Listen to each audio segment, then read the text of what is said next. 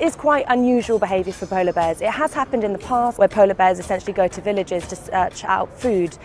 They look for bins and they scavenge, and obviously there's livestock and pets as well.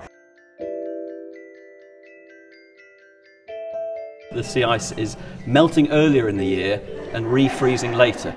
They can't get out onto the sea ice to hunt the seals, so they're attracted into the communities by the smell of food and also by the smell of rubbish, of waste dumps. It's becoming increasingly common right across the Arctic incidences of human polar bear conflict. Polar bears tend to live quite solitary lives, so to find them in big congregations is really unusual. Bears don't tend to hunt humans. We're not their natural source of prey. Livestock maybe.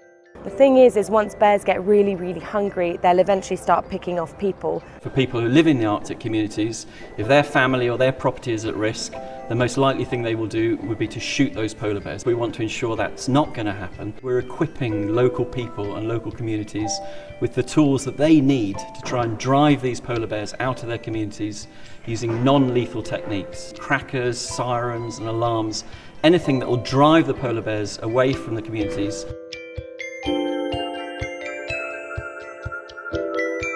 Errant polar bears coming into communities are trapped, they're locked away in the jail, and that helps them to associate coming into contact with human beings as a bad experience, and they're relocated hundreds of kilometres away by helicopter.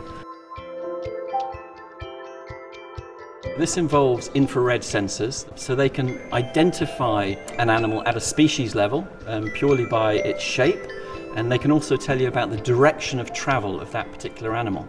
Polar bear patrols can then go out and chase that bear away before it puts children and other villagers at risk.